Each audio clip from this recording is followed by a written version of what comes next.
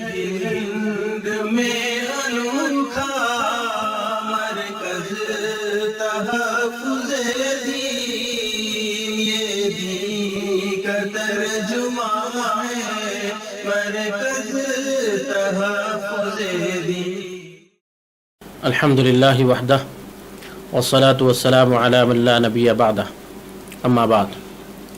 محترم حاضرین، اس وقت ایک خاص مضمون کو واضح کرنے کی ضرورت بہت زیادہ محسوس کی جا رہی ہے، اور وہ ہے علامات قیامت سے متعلق۔ علامات قیامت سے متعلق بہت سے نئے فتنے اور قدیم فتنے لوگوں کو دھوکہ دیتے ہوئے آئے ہیں۔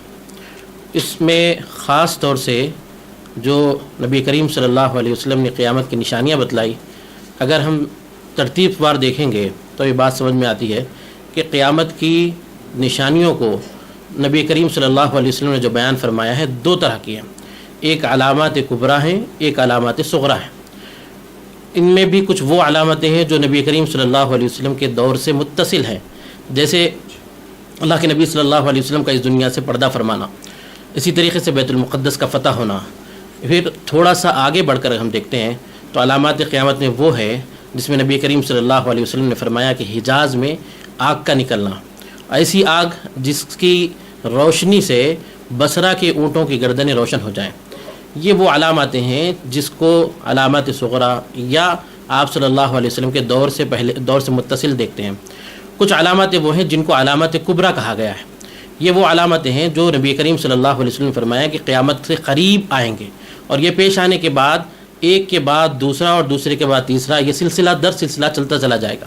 تو اس میں نبی کریم صلی اللہ علیہ وسلم نے جو بتایا ہے اس میں سب سے پہلے آنے والی شخصیت حضرت مہدی علیہ الرضوان کی شخصیت ہے۔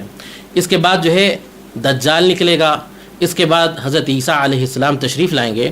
تو یہ بات ہم کو سمجھنی چاہیے کہ اگر ہم حضرت مہدی علیہ الرضوان کے آنے کا انتظار کر رہے ہیں اور دجال کے بارے میں، اس کے فتنے کے بارے میں ہم جانتے ہیں اور اس سے بچنے کی تدابیر کرتے ہیں، اسی طریقے سے حضرت عیسیٰ علیہ السلام کے آنے کے بارے میں ہم یقین رکھتے ہیں، دوبارہ آنے کا یقین رکھتے ہیں، تو دراصل یہ نبی کریم صلی اللہ علیہ وسلم کی دی ہوئی تعلیمات کی روشنی میں رکھتے ہیں۔ تو جہاں نبی کریم صلی اللہ علیہ وسلم کی دی ہوئی تعلیمات کے مطابق ہمارا یہ عقیدہ ہے تو ہمارے لیے لازمی ہے کہ ہم یہ دیکھیں کہ اب جو بھی آئے گا وہ خود نبی کریم صلی اللہ علیہ وسلم کی بتائی ہوئی روشنی اور آپ کے بتائے ہوئے صفات اور نشانیوں کے مطابق ہے یا نہیں ہے۔ اگر ہے تو ہم مان لیں گے، اگر نہیں ہے تو پھر جو ہے اس کو ٹھکرا دیا جائے گا۔ اس سلسلے میں جو ہے نبی کریم صلی اللہ علیہ وسلم نے حضرت مہدی علیہ الرضوان کے بارے میں جو نشانیاں بتلائی ہے، اگر ہم احادیث میں اس کو دیکھتے ہیں تو نبی کریم صلی اللہ علیہ وسلم نے فرمایا کہ حضرت مہدی کا آنا کہاں ہوگا؟ فرمایا کہ رجل من المدینتی، حضرت مہدی علیہ الرضوان مدینہ منورہ کے رہنے والے ہوں گے۔ ابو داؤد میں اس کو نقل کیا ہے، حضرت ام سلمہ رضی اللہ عنہ کی روایت ہے۔ اسی طریقے سے فرمایا کہ وہ کہاں پہچانے جائیں، کہاں پر آئیں گے؟ فرمایا حارباً الی مکہ، وہ مکہ مکرمہ کو آئیں گے اور وہاں پر پہچانے جائیں گے۔ فرمایا کہ پہلی بیعت کہاں پر ہوگی؟ فرمایا بین الرکن والمقام، یہ جو ہے مقام ابراہیم اور حجر اسود کے درمیان ان کے ہاتھ پر پہلی بیعت ہوگی۔ پھر فرمایا کہ جو ہے حضرت مہدی خود سے دعویٰ کریں گے یا لوگ دیکھ کر ان کو پہچانیں گے؟ تو نبی کریم صلی اللہ علیہ وسلم نے فرمایا کہ جو ہے حضرت مہدی کے ہاتھ پر بیعت کرنے کے لیے لوگ اصرار کریں گے۔ فرمایا وہ کاری ہن، ابو داؤد کی روایت میں آپ نے فرمایا کہ وہ اس بات کو پسند نہیں کرتے ہوں گے، یعنی وہ خود سے دعویٰ نہیں کریں گے کہ میں مہدی ہوں۔ تو نبی کریم صلی اللہ علیہ وسلم کی بتائی ہوئی نشانیوں کے مطابق حضرت مہدی جو ہے مدینہ منورہ کے رہنے والے ہیں، مکے میں جو ہے آپ کے ہاتھ پر بیعت ہو رہی ہے۔ اسی طریقے سے آپ کے بارے میں فرمایا کہ آپ کا نام کیا ہوگا؟ فرمایا یؤتی اسمہ اسمی، ان کا نام میرے نام کے مطابق ہوگا۔ فرمایا کہ ان کے والد کا نام کیا ہوگا؟ فرمایا اسم ابی، ان کے والد کا نام میرے والد کے نام کے مطابق ہوگا۔ اب یعنی نبی مہدی کا نام محمد ہوگا اور ان کے والد کا نام عبداللہ ہوگا۔ تو یہاں جو بات بتلائی گئی ہے اس میں صاف طور پر معلوم ہوا کہ حضرت مہدی کی جو نشانیاں نبی کریم صلی اللہ علیہ وسلم نے بتلائی، مدینہ منورہ کے رہنے والے حضرت مہدی، مکے میں پہچانے جائیں گے حضرت مہدی۔ حضرت مہدی علیہ الرضوان کو جو ہے پہلی مرتبہ جو بیعت ہوگی وہ مقام ابراہیم اور حجر اسود کے درمیان ہوگی۔ حضرت مہدی کا نام محمد ہوگا، ان کے والد کا نام عبداللہ ہوگا، اور حضرت مہدی علیہ رضوان کا خاندان نبی کریم صلی اللہ علیہ وسلم نے فرمایا حضرت فاطمہ کی اولاد میں سے ہوں گے. فرمایا حضرت مہدی جو ہے میرے خاندان سے ہیں. یہ کئی روایتوں میں اللہ کے نبی صلی اللہ علیہ وسلم بیان فرمایا. اب اس کے مقابلے میں ہم دیکھتے ہیں نہ شکیل اس پر فٹ ہوتا ہے, نہ ہی قادیانی اس پر فٹ ہوتا ہے, نہ محمد جون پوری اس پر فٹ ہوتے ہیں. تو معلوم بات صاف ہو گئی کہ حضرت مہدی ہونے کا دعوے دار آج تک جو رہے ہیں اور بار بار جو ہے امت میں جو ہے لوگ اپنی پیغام کو پہنچاتے رہے ہیں, تو یہ صاف طور پر ان نشانیوں کے مطابق جھوٹے ہیں.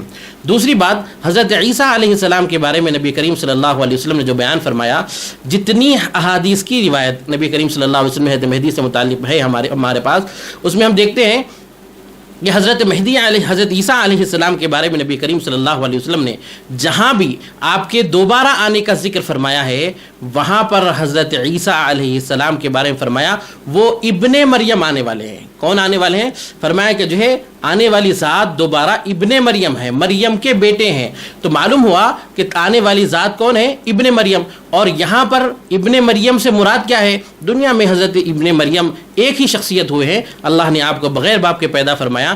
تو آپ حضرت عیسیٰ علیہ السلام جو مریم کے بیٹے ہیں, بغیر باپ کے جس کو پیدا فرمایا گیا, وہ اپنی ماں کی طرف ان کو جو ہے منسوب کیا گیا. اس اعتبار سے ایک ہی شخصیت ہے جو ابن مریم ہے, اور جن کو اللہ نے اپنے پاس آسمان پر اٹھا لیا وہی عیسیٰ علیہ السلام دوبارہ اس دنیا میں تشریف لائیں گے. تو نبی کریم صلی اللہ علیہ وسلم فرمایا کہ کہاں پر آئیں گے؟ تو آپ نے صاف طور پر بیان فرما دیا, فرمایا دمشق میں آئیں گے. اور فرمایا کیسے آئیں گے؟ فرمایا کہ جو ہے دمشق میں سفید مینارے پر دو فرشتوں کے کاندھوں پر ہاتھ رکھ کر, مسلم شریف کی روایت میں صاف ہے, فرمایا واضعا کفیہ علی اجنحۃ ملکین, دو فرشتوں کے کاندھوں پر ہاتھ رکھ کر حضرت عیسیٰ علیہ السلام اتریں گے. تو یہ جو تفصیلات ہیں, پھر اس سے آگے ہم دیکھتے ہیں حضرت عیسیٰ علیہ السلام آ کر کیا کریں گے. تو فرمایا کہ دجال کا خاتمہ اپنے ہاتھوں سے کریں گے. نبی کریم صلی اللہ علیہ وسلم جو تفصیلات بتائی ہیں, اس کے مطابق اگر ہم دیکھیں تو حضرت ابن مریم کے مطابق نہ ابن حنیف شکیل ہوتا ہے, نہ جو ہے چاند بی بی کا بیٹا جو ہے قادیانی ہوتا ہے. تو صاف معلوم ہوا کہ یہ جتنے جو ہیں دعوے دار آئے ہیں یہ سب کے سب جھوٹے دعوے دار ہیں. ان کا احادیث کی بتائی ہوئی نشانیوں کے مطابق کوئی بات ان پر فٹ ہوتی ہوئی نظر نہیں آتی. تیسری اہم بات یہ ہے کہ دجال کے بارے میں نبی کریم صلی اللہ علیہ وسلم نے ہم کو کیا بتلایا ہے. ہم دیکھتے ہیں ابو داؤد میں عبادہ بن صامت رضی اللہ عنہ کی جو روایت ہے, جس میں اللہ کے نبی صلی اللہ علیہ وسلم نے فرمایا ان مسیح الدجال کان رجل خصیر. فرمایا کہ جو ہے مسیح دجال جو ہے وہ ایک پستقد انسان ہے. رجل کا لفظ استعمال فرمایا, ایک آدمی کا بیان فرمایا. اسی طریقے سے جو ہے دوسری احادیث میں ہم دیکھتے ہیں تو کہیں نبی کریم صلی اللہ علیہ وسلم جو ہے دجال کو ایک شخص بتا رہے ہیں, آپ اس کی پیشانی کی کیفیت بیان کر رہے ہیں, آپ اس کے بالوں کی کیفیت کو بیان کر رہے ہیں, آپ اس کی آنکھ کی کیفیت کو بیان کر رہے ہیں, کبھی آپ اس کا جسم کی جو ہے ساخت کو بتا رہے ہیں, کہیں پر آپ جو ہے کسی انسان کے جو ہے ان کو مشابہ بتا رہے ہیں. تو یہ جو تفصیلات احادیث میں نبی کریم صلی اللہ علیہ وسلم نے دجال کی بتائی ہے, وہ ایک شخص ہے, وہ ایک انسان ہے, وہ کوئی ملک یا کوئی علاقہ یا کوئی جو ہے چیز اشیاء نہیں ہے, بلکہ جو ہے دجال ایک شخصیت کا نام ہے. دجال کے بارے میں جو نبی کریم صلی اللہ علیہ وسلم بیان فرمایا کہ دجال ایک شخصیت کا نام ہے, ایک آدمی ہے, وہ ملک اور جو ہے علاقے نہیں ہے. تو یہاں نبی کریم صلی اللہ علیہ وسلم کی احادیث کے مطابق ہم کو یہ معلوم ہو گیا کہ دجال کی شخصیت کے بارے میں آج جو دھوکہ دیا جا رہا ہے وہ بالکل غلط ہے. عموماً لوگوں کا جو خیال ہے کہ دجال کسی چیز کا نام ہے یا جو ہے کسی فتنے کا نام ہے یا اس قسم کی جو باتیں ہیں, یہ یقیناً ہو سکتا ہے کہ یہ دجالی فتنے ہیں, دجال سے متعلق فتنے ہیں, دجال کے جو ہے سپورٹ میں کام کرنے والے فتنے ہیں. لیکن دجال وہ ایک شخصیت ہے, وہ ایک شخصیت کے بارے میں نبی کریم صلی اللہ علیہ وسلم نے صاف طور پر بیان فرمایا. اب آخر میں یہ بات ذہن میں رہنی چاہیے کہ یہ جو دعوے دار آئے, ان کو ماننے والے عموماً یہ سوال کرتے ہیں کہ اگر ہم نے ان کو مان لیا تو کیا غلط ہو گیا, اگر ہم نے ان کو مانا تو نہ کوئی نئی دین میں کوئی بات نہیں لائے, کوئی شریعت میں کوئی تبدیلی نہیں کی, یا جو ہے شریعت میں کوئی اضافہ نہیں کیا, تو اس سے کیا نقصان پیش آیا. یہ بات سمجھنی چاہیے کہ نبی کریم صلی اللہ علیہ وسلم نے حضرت مہدی علیہ رضوان کے بارے میں جو ہم کو عقیدہ دیا ہے اور حضرت عیسیٰ علیہ السلام کے بارے میں جو عقیدہ دیا ہے, اس کو بالکل واضح طور پر امت کے آج صحابہ سے لے کر آج تک جتنے طبقات آئے ہیں وہ اسی طریقے سے مانتے ہیں کہ نبی کریم صلی اللہ علیہ وسلم نے حضرت مہدی کی جو نشانیاں بتائی ہیں جو بالکل واضح ہیں, وہی نشانیوں کے مطابق حضرت مہدی تشریف لائیں گے. اور یہ ایسا عقیدہ ہے جس کو جو ہے محدث متکلمین نے اپنے عقائد کی کتابوں میں جو بیان کیا ہے, وہ فرمایا کہ جو ہے یہ ایسا عقیدہ ہے جو تواتر معنوی کو پہنچتا ہے. اسی طریقے سے قاضی شوکانی نے اپنی کتاب میں لکھا ہے کہ حضرت مہدی علیہ رضوان کی روایتیں تقریباً جو ہے مرفوع روایتیں 50 کے قریب انہوں نے جمع کی ہے، اور اسی طریقے سے 28 کے قریب جو ہے انہوں نے آثار کو جمع کیا ہے۔ اس سے معلوم ہوا کہ یہ اتنا اہم عقیدہ ہے، اگر کوئی اس کا منکر ہوگا یا اس میں تحریف کرے گا تو وہ مسلمان باقی نہیں رہے گا، یا جو ہے وہ گمراہ ہو جائے گا۔ اور اسی طریقے سے وہ شخص جو ہے عیسیٰ علیہ السلام کے بارے میں عقیدہ رکھے گا اور عیسیٰ علیہ السلام کے علاوہ کسی کو عیسیٰ مان لے، تو دراصل وہ جو ہے حضرت عیسیٰ علیہ السلام جو نبی ہیں، حضرت عیسیٰ علیہ السلام جو دوبارہ تشریف لانے والے ہیں، ان سے ہٹ کر اس نے عقیدہ رکھا، اور جو تواتر کے درجے میں ہم تک احادیث پہنچی یا قرآن کی آیتیں پہنچی ہیں اس کا منکر ہوا۔ قرآن میں اللہ تبارک و تعالیٰ تو صاف فرما رہے ہیں کہ وَإِن مِّنْ أَهْلِ الْكِتَابِ إِلَّا لَيُؤْمِنَنَّ بِهِ قَبْلَ مَوْتِهِ، کہ ضرور بھی ضرور اہل کتاب ایمان لائیں گے حضرت عیسیٰ علیہ السلام کی موت سے پہلے، اور یہاں حضرت عیسیٰ علیہ السلام کی موت واقع نہیں ہوئی ہے، اس کا اعلان کیا گیا۔ مطلب یہ ہوا کہ حضرت عیسیٰ علیہ السلام دوبارہ اس دنیا میں تشریف لائیں گے، اور وہ دوبارہ تشریف لائیں گے تو ان کا کام کیا ہوگا؟ فرمایا کہ دجال کا خاتمہ ہوگا، اور یہ جو اہل کتاب ہے ان پر آپ پر ایمان لانا یہ اصل کام ہے۔ لیکن اگر کوئی جو صرف مسلمانوں میں جو ارتداد کو پھیلا رہا ہے تو وہ قرآن کی مطابق وہ غلط ہے۔ کیوں؟ قرآن تو کہہ رہا ہے تو اہل کتاب ان پر ایمان لائیں گے، یہاں مسلمانوں کی ایمان لانے کا ذکر نہیں کیا گیا۔ کیوں؟